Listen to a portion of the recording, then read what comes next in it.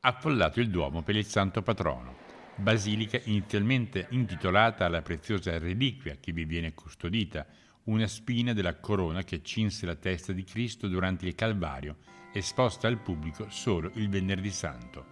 Poi, si dice nel 547, la chiesa fu intitolata al cavaliere la cui immagine è custodita nella cripta, che tagliò il suo mantello per dividerlo con un mendicante,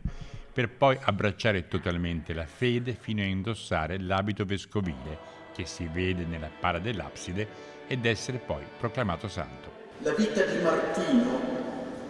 di generazione in generazione, ha suscitato fascino e apprezzamento, dal suo inizio fino ad oggi, fino a noi.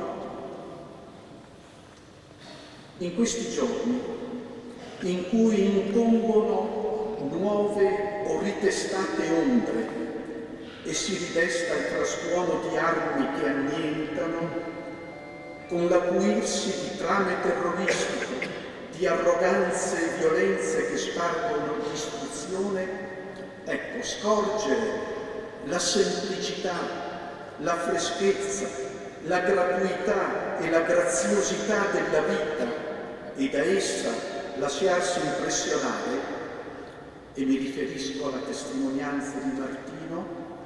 tutto questo diventa un salvataggio. Un gesto, quello di Martino, evocato all'esterno della basilica e poi in centro storico, con una performance del Lombardo Dem, tutti incappucciati perché non contano i volti, ma il gesto, a tagliare un ideale mantello di San Martino distribuendolo tra la gente. C'è bisogno di questa ridistribuzione e questo mantello è un simbolo che si attacca sia a quello appunto di San Martino, ma poi